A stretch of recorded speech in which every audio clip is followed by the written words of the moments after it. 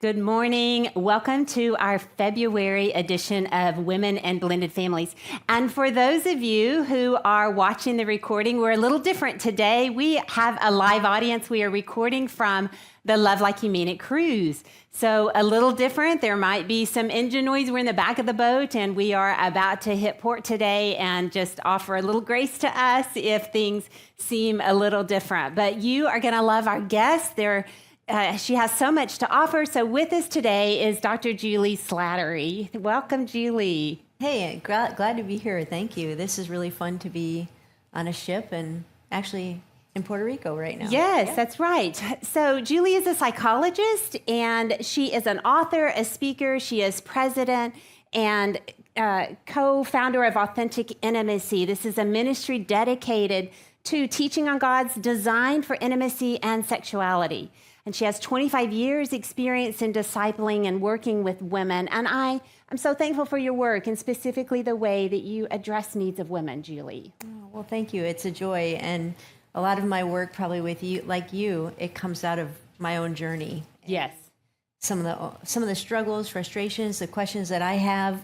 So I just try to bring people along the journey of what I'm learning. And I'm sure the same is. Yes, it is. And so we want to just help women with these specific needs that we have. They're different from men, right? They are. Mm-hmm. So we're going to talk about your book, Finding the Hero in Your Husband. And I know you actually wrote this book over 20 years ago the first time, right? I did, yeah. Yeah, and then you updated it, you gave it a new subtitle. So the first time the subtitle was Surrendering the Way God Intended, and then you changed the subject to Embracing Your Power in Marriage. So still finding the hero in our husband, but embracing our power in marriage. So I'm curious, what prompted you to change that subtitle? Yeah, Gayla, I went to the book thinking I'm just going to do some editing. And once I started reading it, I'm like, I got to start from scratch. I got to rewrite the whole thing, which I did. And I think, the original subtitle, again, it was probably like 25 years ago that I wrote that.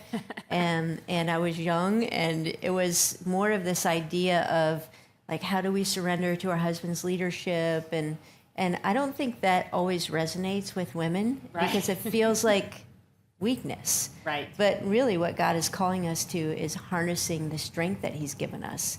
And that's what draws out the hero in our husband. And so I really liked that sense of empowering women.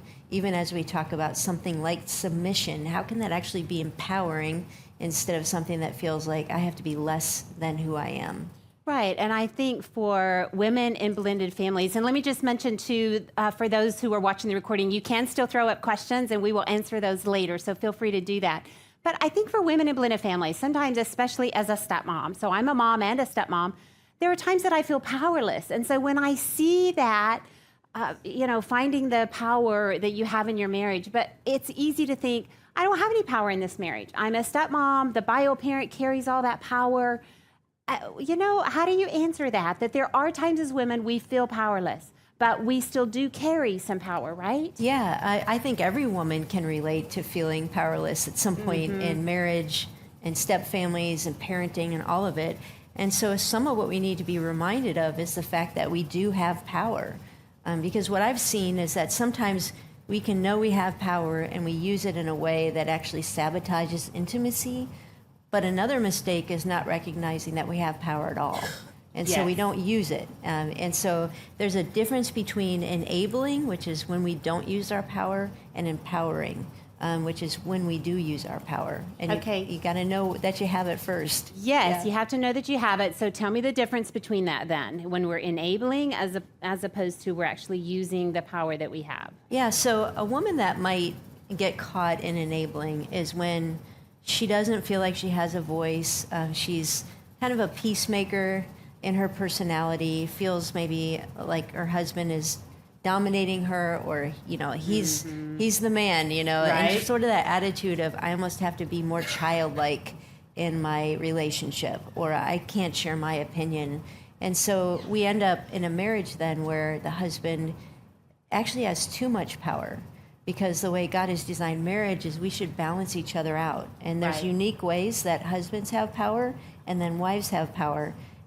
So a really practical example is, let's say you've got a couple where the woman is married to a man who has something like a pornography addiction, or is lying all the time, or things like that, or just as gruff with the kids. And that woman feels like, I can't say anything, and so she stays quiet. And instead of being a helper for her husband and really challenging him and helping him to grow, she essentially is just allowing or enabling him to continue down a road that's not going to be good for him or for the family in general.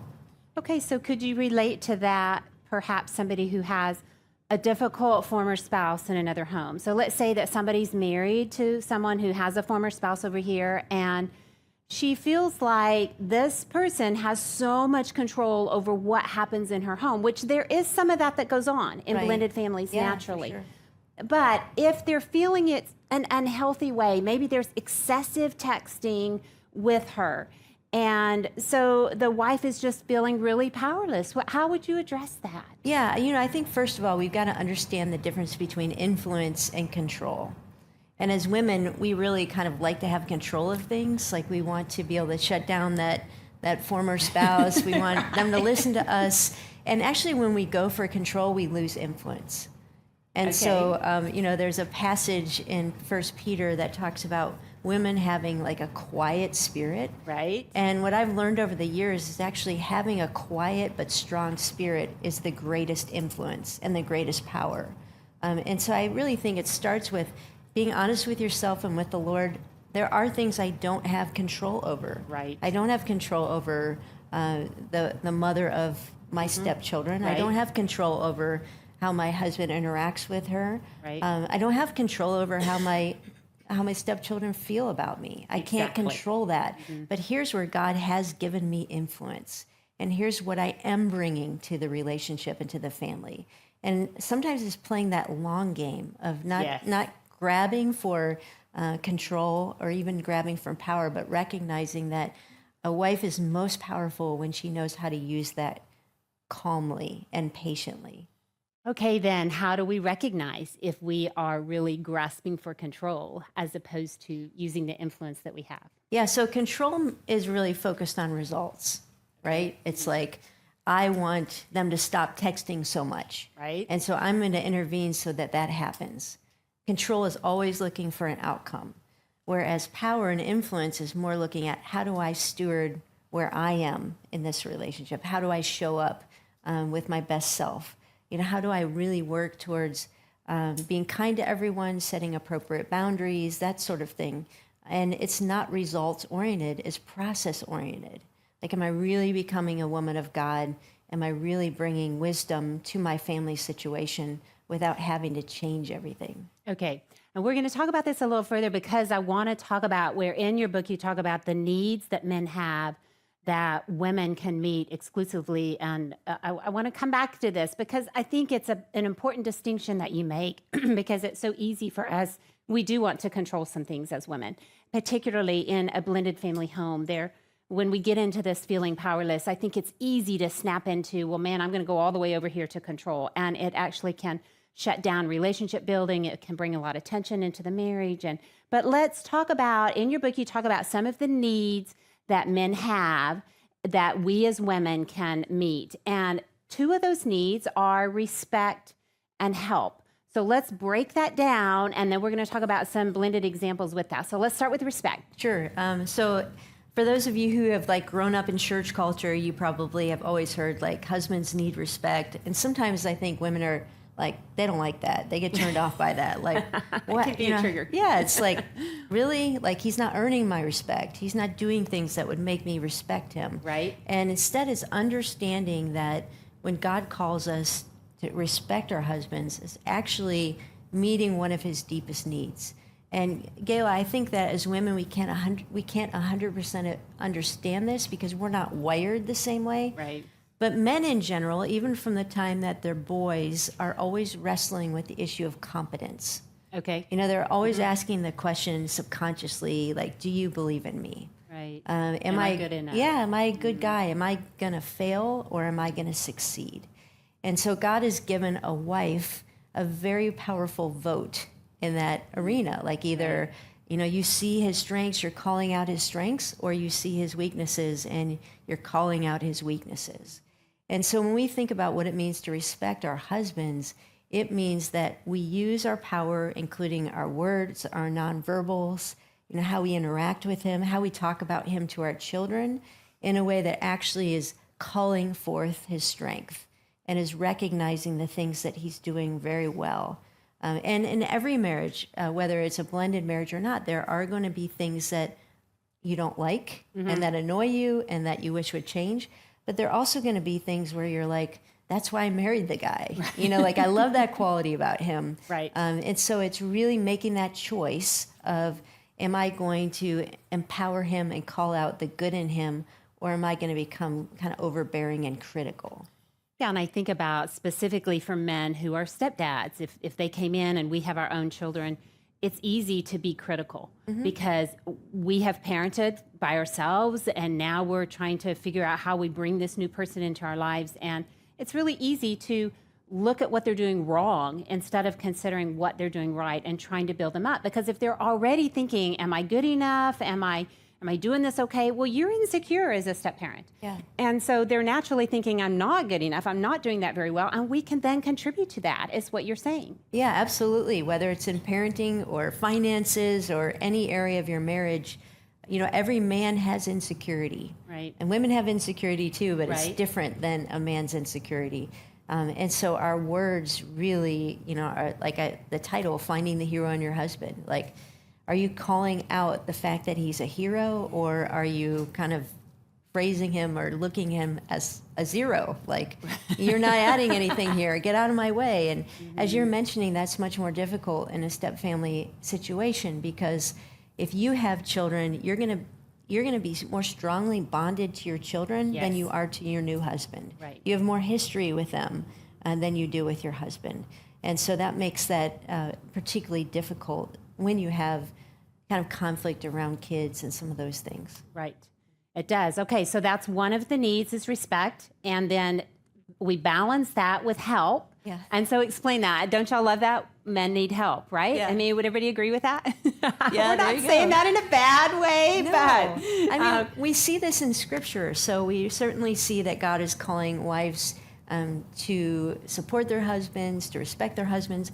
But when we look at the story of creation, what did God say? He said, man is not good by Alone. Himself. That's right. So I will create for him a helper. right. And often we think about that helper in sort of a demeaning way, like, making his food or cleaning up after him. That's not at all even what that word means.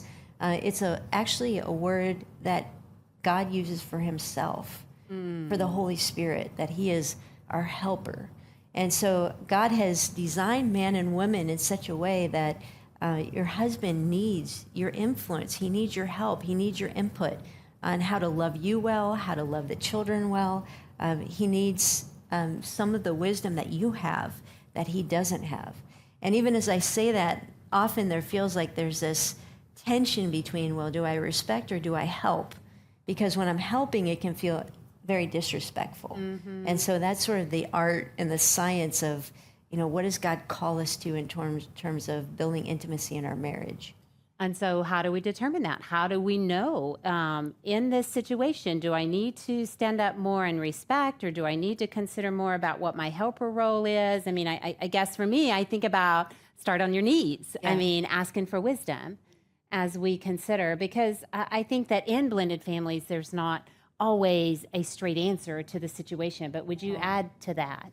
Yeah, certainly we want to start with asking for God's wisdom and his help. But I also believe that you have to work on the respect piece first. So one of the metaphors I think of this is it's almost like you're building a bridge, plank by plank, and you can only walk on the bridge as far as you build. Okay. And so if your husband does not feel like you're on his side, you're on his team, you're not going to criticize him, he won't be open to your help. But once you build that trust where he's like, yeah, she's got my back, like she's not critical towards me, she loves me, now he can start to hear some of your input.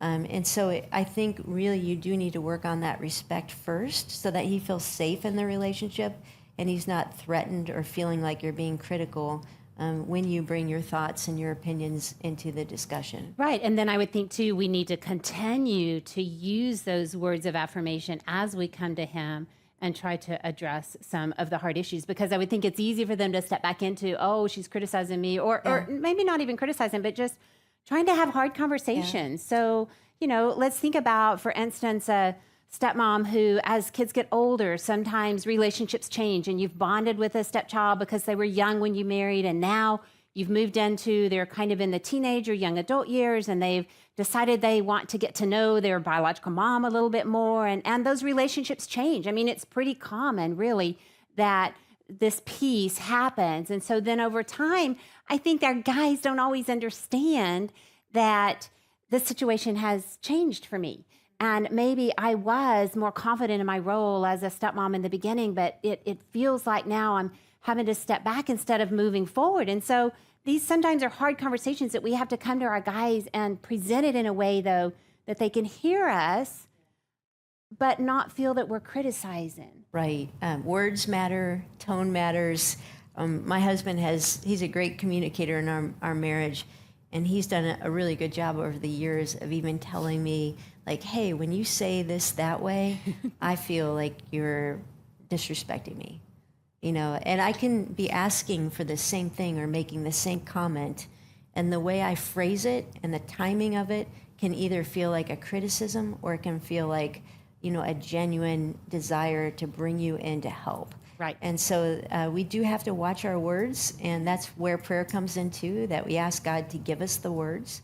And then also just being sensitive. If you notice that you're giving your husband help, and he's sort of backing away or he's defensive, that's an indication that maybe the delivery or the timing or something about it is pushing him away instead of inviting him in. Right. So I think about the timing of it. I don't know about y'all, but there's certainly been times where we're in the heat of something, perhaps with his stepchild. So my daughter, I'll just speak from personal experience. And, maybe I don't like the way he's parenting my daughter in the moment. And I react right there, and I decide that I'm going to give him feedback right there. Yeah. And he's naturally going to back up, especially if the child is there in the picture. So help us with that. What would you say we do? Yeah, so it's almost always not a good idea to have those discussions in the moment. Right. About Because anything. we're not thinking well, right? No, I mean, unless it's like a serious emergency where this is spiraling really quickly, in that case, we probably just want a timeout. Mm-hmm. Like, hey, can we just take a breath, take a few minutes, talk to your spouse, like, hey, can we just have some one-on-one time first, so that we can be on the same page. And so that's sort of when you'd want to just kind of have a timeout, but never in that moment, as you're mentioning, in front of a child, correcting your husband. But then also the timing of waiting until he's in a good place to hear it. Yes. So if it's a super stressful day or it's 11 o'clock at night and you're both tired, that's a bad time to bring up something. It is. Because you're not going to be at your best and he's not going to be at his best. Right. So I think another thing is sort of giving him some warning. So instead of over the dinner table being like, yeah, that thing you did yesterday really made me mad, you need to change that. Saying, hey, honey, there's something I want to talk to you about when we have some time. In the next 24 hours, when do you think it would be a good time for us to just sit down for 20 minutes or so and talk about something that's on my heart? Now he knows it's coming. Now he's like, he's preparing his heart to hear it. And what if he says, well, let's just talk about it right now? I think you got to ascertain, is this a good time and place? Right. If it's the kids are right here, it is at the dinner table. No, I think it's a good private conversation. And then it's our responsibility to come back, though, right? I mean, just because we've laid it out there doesn't mean, okay, I need you to come ask me about that. No, that's where we need to be the ones to. And sometimes those are hard. That's hard for us to do. It is. Yeah, it definitely is. And then also, I think this is for all human relationships. They always say, like, sandwich the request or help or confrontation with love on each side. And so opening it up with how much you love him, how much you appreciate him, that you see him trying. It's not easy to be a step parent. Then talk through the issue and then end with the affirmation or reaffirmation of, hey, I'm so glad we are working towards being on the same team. I know it's not easy for you. I see you working towards this. Right. And that gives you the best chance of him actually hearing that in the spirit of, hey, I want to help you. like, let's work as a team instead of hearing it in the spirit of you're failing. Yeah, and there's so many different ways that we can phrase things so that our guys do hear it. And I think, yeah, just saying things like, I know that you're trying to love my child, your stepchild, but when you do this, it comes across like it doesn't seem like it's loving. Yeah. You know. Yeah, and giving him a lot of grace. Like, Yes. this is difficult. It's difficult parenting your own children, especially in those teen years when they're changing and they're insecure and they're acting out. Right. And it's that much more difficult as a step parent where you're not sure where your authority is. You don't necessarily have that same bond of affection Right. that you have as a biological No, parent. we don't. That's right. Okay, and so as we talk about this and just the disharmony that can happen sometimes, or wait, let's back up. I want to talk about, first of all, where we've talked about women's needs. What if there's somebody who says, but what about him meeting my needs? I Yeah. mean, okay, you're telling me what his needs are, but we have needs too, right? Of course we do. Okay, so Yeah. let's talk about that. Maybe we feel like they're not being affectionate enough. They don't communicate with us well. We have all the words, right? And it just feels like we have needs that they're not meeting. So how do you address that? Yeah, so we boiled down the needs of a husband. We talked about two of the major needs. I think there are two major needs for every woman within marriage. The first one is to feel cherished, like to feel like he still chooses you. He sees you as beautiful. He sees how precious you are, that he just adores you. He loves you. Like, what woman wouldn't want that? Right. But the second need, I think, is a little more controversial in today's day and age, but is that we need to be protected. And, I think women in today's society are told, like, you don't need a man. You can take care of yourself. Right. You can defend yourself, provide for yourself. And yes, that's true. But in an intimate relationship, in the intimacy of marriage, a woman needs to feel like she can lean on her husband, that she's safe with him, that he's going to step in the gap. And so he's going to protect her heart. He's going to protect her children's heart. And so I found in marriage work that if one of those two needs isn't met in a woman's heart, like, she is going to fall back into fear. And when we're afraid, that's when we try to control. Oh, yes, absolutely. Okay, so how do we address that with our husbands if we feel like our needs aren't being met? Yeah, I think first, it's so counterintuitive, but really ask yourself the question, am I meeting my husband's needs? Okay. Yeah, I mean, we have to look at ourselves first. we do, because it can happen at the same time. Right. But we do not have power in our needs. Okay. We have power in our husband's needs. Right. Okay, so when we keep highlighting what we need, we are not drawing him in. We're actually Pushing him away. we can subtly be saying, you're not a good husband. You're Yes. failing me. Right. And so we really need to lead with that respect, with that just companionship, that sense of safety. And then I think sharing what we need is part of helping our husbands. Like, they're not mind readers.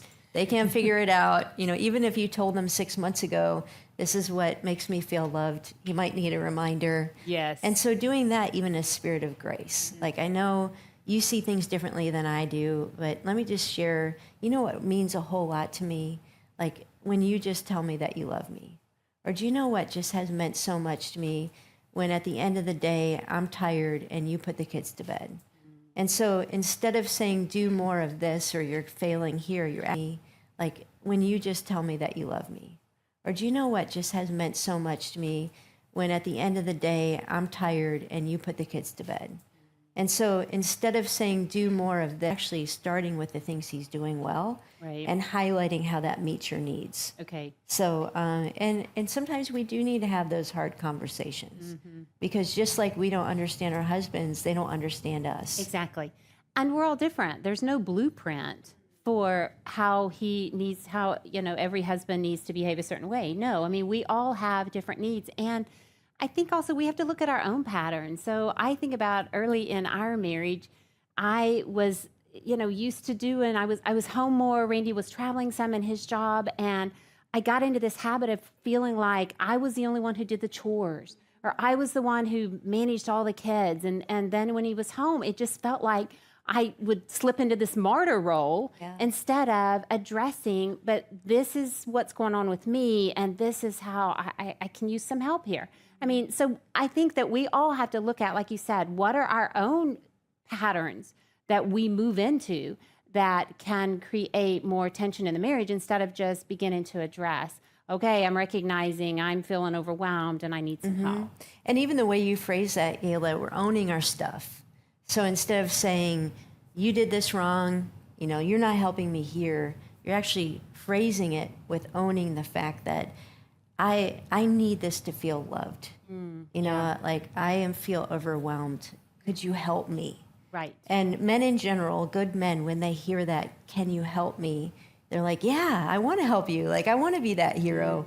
But when we come at the same conversation with more of that critical spirit of what you're not doing, Right. that actually makes them want to go farther away emotionally. And thinking that, well, can't they see all that I'm doing? Can't they figure this out? Can't they see I need help? But not necessarily. Yeah, and we don't see where they need help often. Right. So in the scenario you described, which is not always the case, if you're at home and he's out working, neither of you really understand the stress of the other person's situation.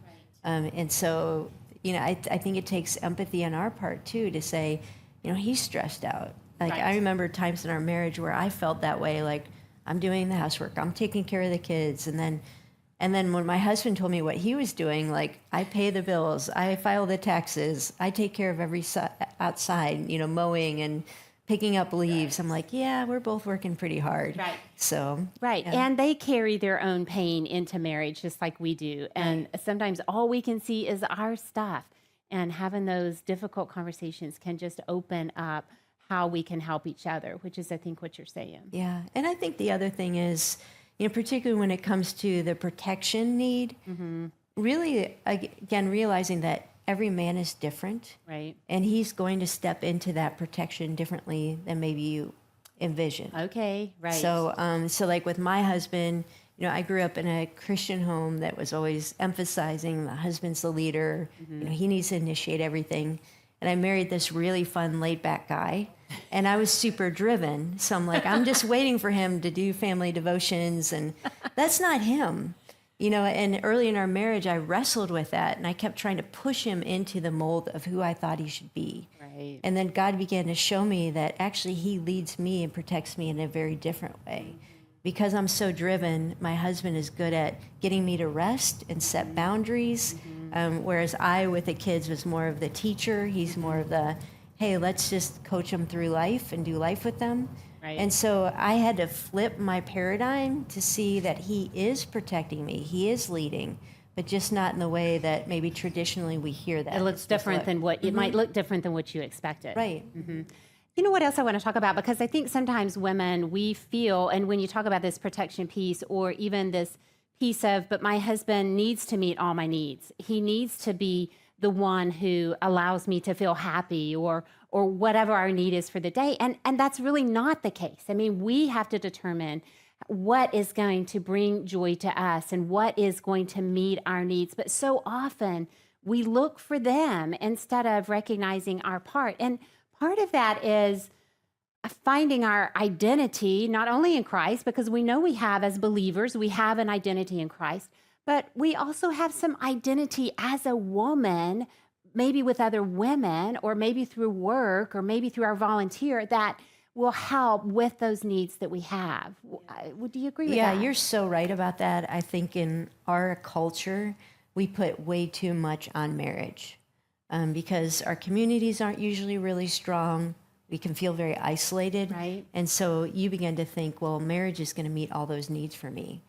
If we look at generations past, like marriage was certainly a significant relationship, but people lived around their extended family. They had tight communities. That wasn't their only intimate relationship. Right. And so I think in today's day and age, we have to work extra hard to build that kind of support system and community and friendships. So we're not putting everything on one person. Right. Yeah, I think that is so important, particularly in blended families, and to have community with others who are in step families. And they're out there. I mean, man, I've talked to so many on the boat since we've been here. Everywhere I go, when I talk about what I do, I mean, blended families are everywhere. So I think it's so important to be in community with others. And then I want to talk about conflict, disharmony. So blended families naturally have disharmony, especially in those early years when relationships are forming. And sometimes we think we're doing something wrong because we can't get along. There's so much conflict and tension in our home. But Julie, you talk about there's a difference in conflict and fighting. Yeah. Certainly, my husband and I have had our times where we're fighting and we're not finding solutions. We're not getting to resolve. So let's talk about the difference in fighting and conflict. Yeah, there's an overlap with them in that every fight is also a conflict, but every conflict doesn't have to be a fight. Okay. Okay, so a conflict is just the fact that you and me have something different. Like we view things differently, or we had an exchange that felt hurtful, and your perspective is this and mine is this. It's a difference. And you're always going to have those. Right. So Dr. John Gottman, who is sort of a famous marriage researcher, says that 70% of conflicts in marriage will never be resolved.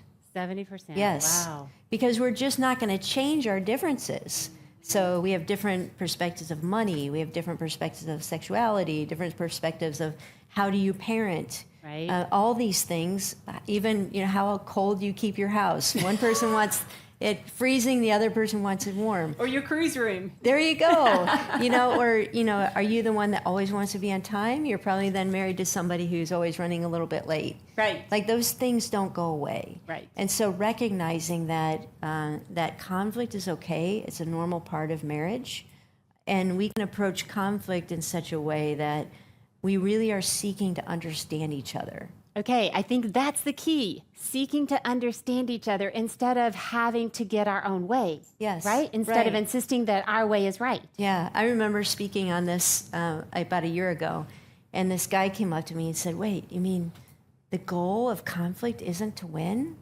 I'm like, "No, it actually isn't. You can win every conflict in your marriage and lose your marriage." Oh. And so the goal is we are two separate people who are striving to become one. And becoming one doesn't mean that we're going to reach agreement on everything. It means respecting each other's positions, understanding where that came from, and making the decision that, hey, we're better together because we are so different. Like in parenting, one of you is probably going to over-discipline and the other one is going to be overly empathic. Right. Like your kids need both of those things. Right. And Right. finances, one of you is the spender and one of you is the saver. You need both. You do. Yeah. That's exactly right.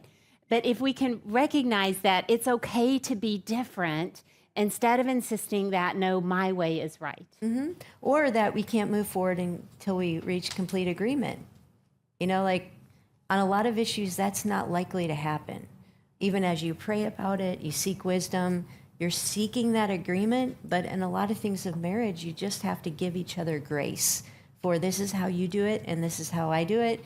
But we're still very much a team. Right.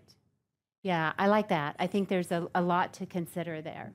And then there's just so much in this book, Julie, that you talk about also. I think one of them was about, I don't want to lead, but I want you to lead the way I want you to lead. Mm-hmm. The double mind we give our men, right? Right. Yeah. So how do we deal with that thought? Yeah, I think first calling it out in ourselves. Yeah. Because we do that. We're like, why don't you step up and lead? And they're like, okay, I'm going to do this with the kids. You're like, no, not that way. So who's really leading?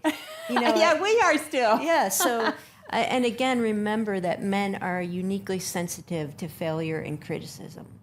Yes. And so that is a lot of the reasons why they don't want to step up and lead or make decisions or engage, is because they're afraid that they're doing it wrong and you're going to see that and you're going to criticize them. Right. And so it's really getting to a place where, again, that passage in 1 Peter that's telling us about a gentle and quiet spirit, Yes. Is also telling us, I love this, he says, do not give way to fear. Mm-hmm. So that's really the key, is when I'm trying to control my husband, whether it's overtly telling him what to do or criticizing how he does it, I'm giving way to my fear because I think my way is the best way and the only way to do it. And if we do it his way, things are going to go terribly. And so it's letting go of that, like bringing your full self to the conversation, sharing your ideas, your thoughts, your convictions, but letting go of the fact that if I don't get it my way, it's going to be terrible. Right. And I think in blended families, it helps us to recognize they bring a perspective in that is different from ours that can be really healthy sometimes, though. And I just think about situations with my own kids where my husband saw some things that because I was so emotionally invested with them, I couldn't see that needed to be addressed. But if we're not open-minded enough to think, oh, their perspective matters here too, and maybe I need to sit back and listen to this. It may not look exactly like I think. You know, we both have two different minds here and two different perspectives, but they can bring so much insight into our situations. But we have to be open-minded enough to hear it, to be willing to. Yeah, we got to let go of some of that pride and fear. Yes. That my way is the best way. Yeah, the fear piece, absolutely. And then I think you've talked a little bit about this, but when we are wanting to move into the help role of we need to give input, that we need to look at ourselves too, though. We need to start on our knees. We need to be sure that we're presenting in a way that our heart is sensitive to them. So it's really kind of a heart issue as we address hard things with them, right? Yeah, I feel like everything's a heart issue. You know, the scripture keeps taking us back to that place of, do you trust me? Right. You know, do you really want to love your husband well? You know, or do you want to just stay safe? And so it does come down to the heart. And I think once the Lord works that through in our hearts, where we can recognize our fear, we can recognize our pride, we can put it before the Lord, like we really start to see him flow through us. Right. And give us the words that we need to build intimacy instead of making home an unsafe place. Right. And if we, you know, scripture talks to us about walking in step with the Spirit. Right. And that can make such a difference in our words, in our attitudes, in our tone, how we present stuff to them, to our stepkids, to whatever the situation is. Yeah. There's so much scripture that talks about that. For sure. I'm going to close with one of the lines that I love in your book, Julie. You say, a woman never marries the man of her dreams. She helps the man she marries to become the man of his dreams. So anything to say on that as we close? Yeah, sure. You know, I think I've learned over the years that you don't really know what love is until you stop feeling love. You know, so when you go into marriage and you're like, I see the hero in him, like I love him so much, I love being around him, like he makes me feel special. That's an easy guy to love. Right. Okay. Sure. Right. But after you've gone through a few years and a few conflicts and hardship, you're like, I don't see my husband that way anymore. Like I don't feel that natural love all the time. Right. And appreciation.